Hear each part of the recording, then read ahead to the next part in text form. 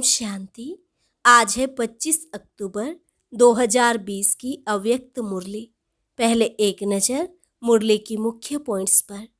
आज बाप दादा ने सच्चे सेवाधारी बच्चों की निशानियां सुनाई और हमें धरती के सितारे का टाइटल देते हुए कहा कि धरती के तारामंडल में भिन्न भिन्न प्रकार के सितारे हैं। जैसे कोई सहज योगी सितारे हैं, कोई गुणदान मूर्त सितारे हैं, कोई निरंतर सेवाधारी सितारे हैं और कोई सिर्फ उम्मीदों के सितारे भी हैं। तो बाबा ने कहा सबसे श्रेष्ठ हैं हर सेकंड सफलता के सितारे। सफलता के सितारे चारों ओर अपना उमंग उत्साह का प्रभाव डाल रहे हैं, जबकि उम्मीदों के सितारे स्वयं ही कभी मोहब्बत और कभी मेहनत का अनुभव कर रहे हैं। तो बाबा ने कहा हर एक अपने आप से पूछो कि मैं कौन सा सितारा हूँ, क्योंकि आप रूहानी सितारों का प्रभाव विश्व पर पड़ता है। जितना शक्तिशाली आप स्वयं सितारे बनते हो, उतना विश्व की आत्माओं पर आपका प्रभाव पड़ता रहेगा। और लास्ट में बाबा ने कहा त्याग, तपस्या और सेवा, इन तीनों का कंबाइंड रूप ही सच्ची सेवा है। नामधारी सेवा का फल तो अल्पकाल का होता है। वहाँ ही सेवा की, वहाँ ही अल्पकाल का फल प्राप्त हुआ और वहीं समाप्त भी हो गया। तो सच्चे सेवाधारी की निशानी है त्याग अर्थात नम्रता और तपस्या अर्थात एक बाप के निश्चय, नशे में दृढ़ता। यथार्थ सेवा इसको ही कहा जाता है। अब सुनते हैं महावाक्यों को विस्तार से। मुरली का सार, सच्चे सेवाधारी की निशानी। आज ज्ञान सूर्य, ज्ञान चंद्रमा अपने धरती के तारामंडल में सभी सितारों को देख रहे हैं। सितारे सभी चमकते हुए अपनी चमक व रोशनी दे रहे हैं। भिन्न भिन्न सितारे हैं। कोई विशेष ज्ञान सितारे हैं, कोई सहज योगी सितारे हैं, कोई गुणदान मूर्त सितारे हैं, कोई निरंतर सेवाधारी सितारे हैं, कोई सदा संपन्न सितारे हैं। सबसे श्रेष्ठ हैं हर सेकंड सफलता के सितारे। साथ साथ कोई सिर्फ उम्मीदों के सितारे भी हैं। कहाँ उम्मीदों के सितारे और कहाँ सफलता के सितारे। दोनों में महान अंतर है, लेकिन है दोनों सितारे और हर एक भिन्न भिन्न सितारों का विश्व की आत्माओं पर, प्रकृति पर अपना अपना प्रभाव पड़ रहा है। सफलता के सितारे चारों ओर अपना उमंग उत्साह का प्रभाव डाल रहे हैं। उम्मीदों के सितारे स्वयं भी कभी मोहब्बत कभी मेहनत, दोनों प्रभाव में रहने कारण दूसरों में आगे बढ़ने की उम्मीद रख बढ़ते जा रहे हैं। तो हर एक अपने आप से पूछो कि मैं कौन सा सितारा हूँ। सभी में ज्ञान, योग, गुणों की धारणा और सेवा भाव है भी, लेकिन सब होते हुए भी किसमें ज्ञान की चमक है तो किसमें विशेष याद की, योग की है। और कोई अपने गुण मूर्त की चमक से विशेष आकर्षित कर रहा है। चारों ही धारणा होते हुए भी परसेंटेज में अंतर है, इसलिए भिन्न भिन्न सितारे चमकते हुए दिखाई दे रहे हैं। यह रूहानी विचित्र तारामंडल है।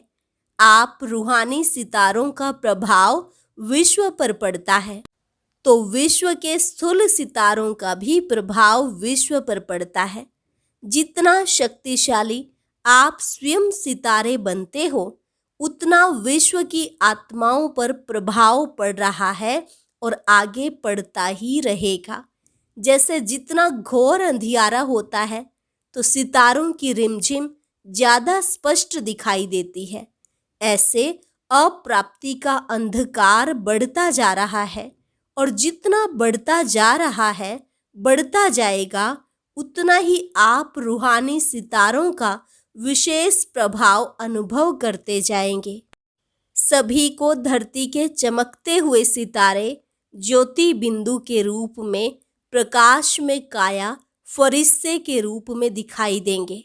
जैसे अभी आकाश के सितारों के पीछे वह अपना समय, एनर्जी और धन लगा रहे हैं, ऐसे रूहानी सितारों को देख आश्चर्यवत होते रहेंगे।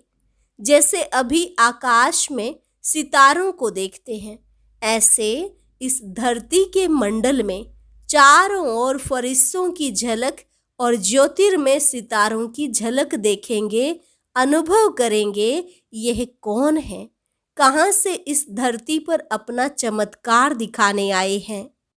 जैसे स्थापना के आदि में अनुभव किया है कि चारों ओर ब्रह्मा और कृष्ण के साक्षात्कार की लहर फैलती गई। यह कौन है, यह क्या दिखाई देता है, यह समझने के लिए बहुतों का अटेंशन गया। ऐसे अब अंत में चारों ओर यह दोनों रूप, ज्योति और फरिश्ता, उसमें बाप दादा और बच्चे सबकी झलक दिखाई देगी और सभी का, एक से अनेकों का इसी तरफ स्वतः ही अटेंशन जाएगा। अभी यह दिव्य दृश्य आप सबके संपन्न बनने तक रहा हुआ है। फरिश्तेपन की स्थिति सहज और स्वतः अनुभव करें, तब वह साक्षात फरिश्ते साक्षात्कार में दिखाई देंगे। यह वर्ष फरिश्तेपन की स्थिति के लिए विशेष दिया हुआ है। कई बच्चे समझते हैं कि क्या सिर्फ याद का अभ्यास करेंगे व सेवा भी करेंगे, वह सेवा से मुक्त हो तपस्या में ही रहेंगे। बाप दादा सेवा का यथार्थ अर्थ सुना रहे हैं। सेवा भाव अर्थात सदा हर आत्मा के प्रति शुभ भावना, श्रेष्ठ कामना का भाव। सेवा भाव अर्थात हर आत्मा की भावना प्रमाण फल देना। भावना हद की नहीं, लेकिन श्रेष्ठ भावना। आप सेवाधारियों प्रति अगर कोई रूहानी स्नेह की भावना रखते, शक्तियों के सहयोग की भावना रखते, खुशी की भावना रखते, शक्तियों की प्राप्ति की भावना रखते, उमंग उत्साह की भावना रखते, ऐसे भिन्न भिन्न भावना का फल अर्थात सहयोग द्वारा अनुभूति कराना, तो सेवा भाव इसको कहा जाता है। सिर्फ स्पीच करके आ गए या ग्रुप समझा कर आ गए, कोर्स पूरा करा कर आ गए, वह सेंटर खोल कर आ गए, इसको सेवा भाव नहीं कहा जाता। सेवा अर्थात किसी भी आत्मा को प्राप्ति का मेवा अनुभव कराना। ऐसी सेवा में तपस्या सदा साथ है। तपस्या का अर्थ सुनाया, दृढ़ संकल्प से कोई भी कार्य करना। जहाँ यथार्थ सेवा भाव है, वहाँ तपस्या का भाव अलग नहीं। त्याग, तपस्या, सेवा, इन तीनों का कंबाइंड रूप सच्ची सेवा है और नामधारी सेवा का फल अल्पकाल का होता है। वहाँ ही सेवा की और वहाँ ही अल्पकाल के प्रभाव का फल प्राप्त हुआ और समाप्त हो गया। अल्पकाल के प्रभाव का फल अल्पकाल की महिमा है। बहुत अच्छा भाषण किया, बहुत अच्छा कोर्स कराया, बहुत अच्छी सेवा की, तो अच्छा कहने का अल्पकाल का फल मिला और उनको महिमा सुनने का अल्पकाल का फल मिला। लेकिन अनुभूति कराना अर्थात बाप से संबंध जुड़वाना, शक्तिशाली बनाना, यह है सच्ची सेवा। सच्ची सेवा में त्याग तपस्या ना हो तो यह 50-50 वाली सेवा नहीं, लेकिन 25% सेवा है। सच्चे सेवाधारी की निशानी है त्याग और तपस्या। त्याग अर्थात नम्रता और तपस्या अर्थात एक बाप के निश्चय, नशे में दृढ़ता। यथार्थ सेवा इसको कहा जाता है। बाप दादा निरंतर सच्चे सेवाधारी बनने के लिए कहते हैं। नाम सेवा हो और स्वयं भी डिस्टर्ब हो, दूसरे को भी डिस्टर्ब करे, इस सेवा से मुक्त होने के लिए बाप दादा कह रहे हैं। ऐसी सेवा ना करना अच्छा है, क्योंकि सेवा का विशेष गुण संतुष्टता है। जहाँ संतुष्टता नहीं, चाहे स्वयं से चाहे संपर्क वालों से, वह सेवा न स्वयं को फल की प्राप्ति कराएगी न दूसरों को। इससे स्वयं अपने को पहले संतुष्ट मणि बनाए, फिर सेवा में आवे, वह अच्छा है।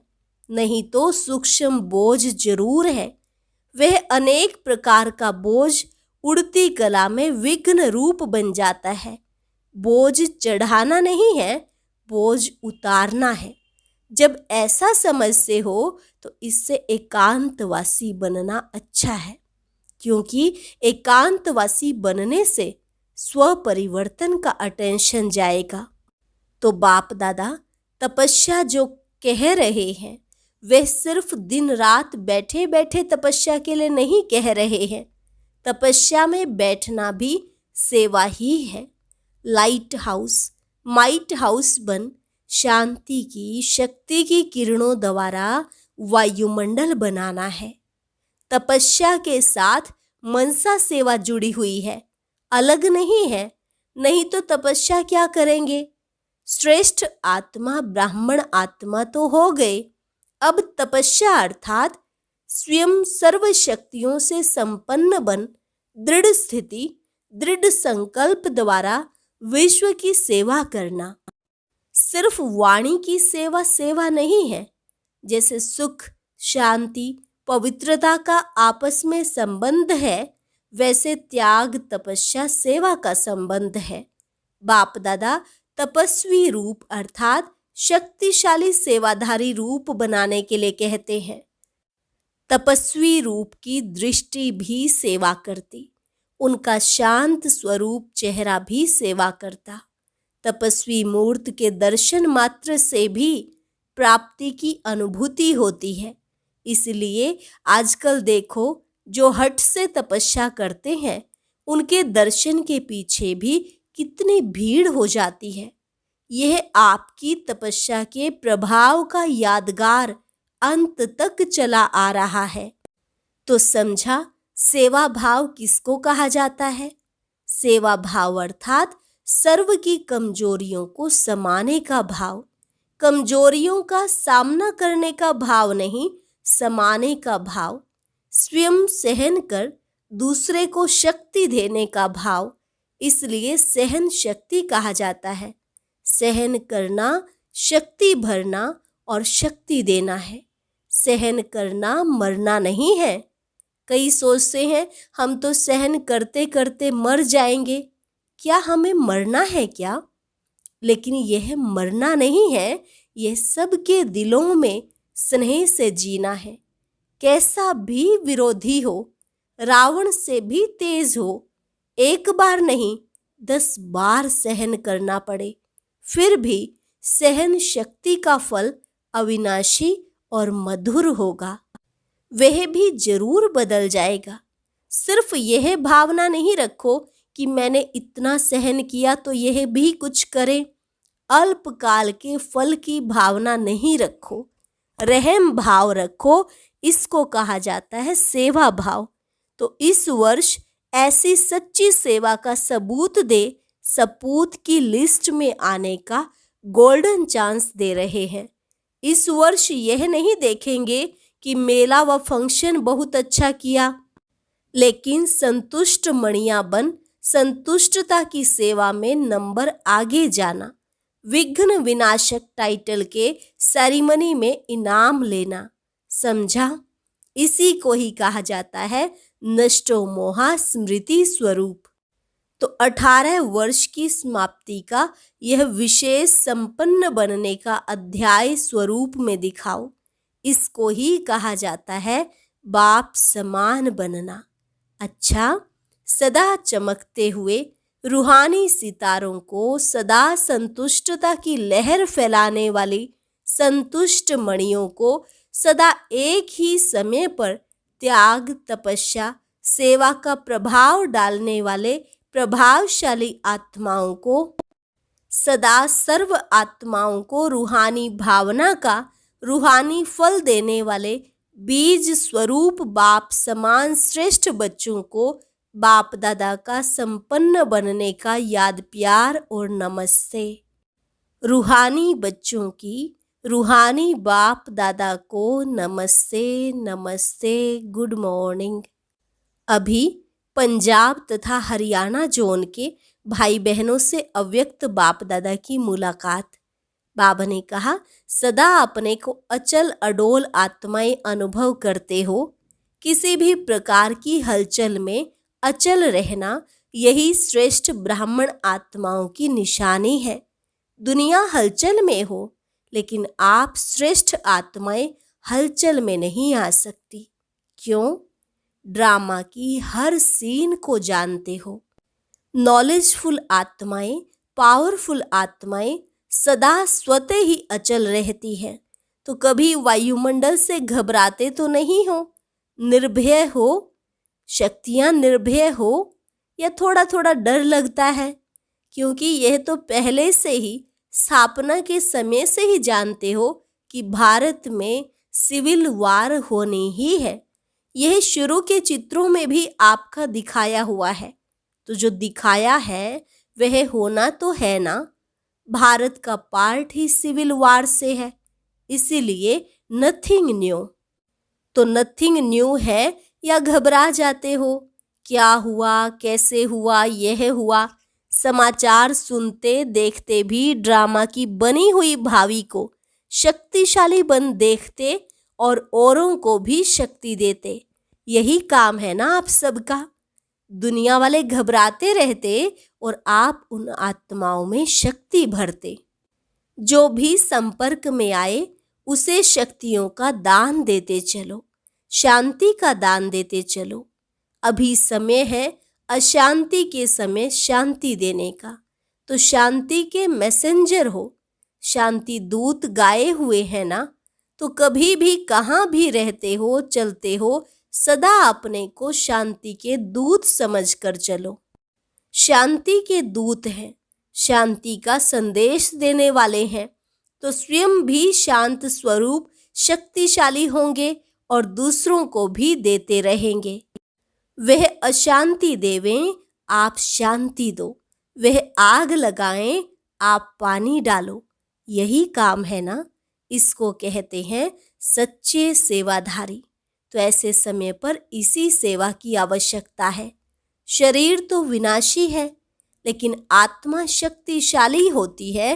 तो एक शरीर छूट भी जाता है तो दूसरे में याद की प्रारब्ध चलती रहेगी।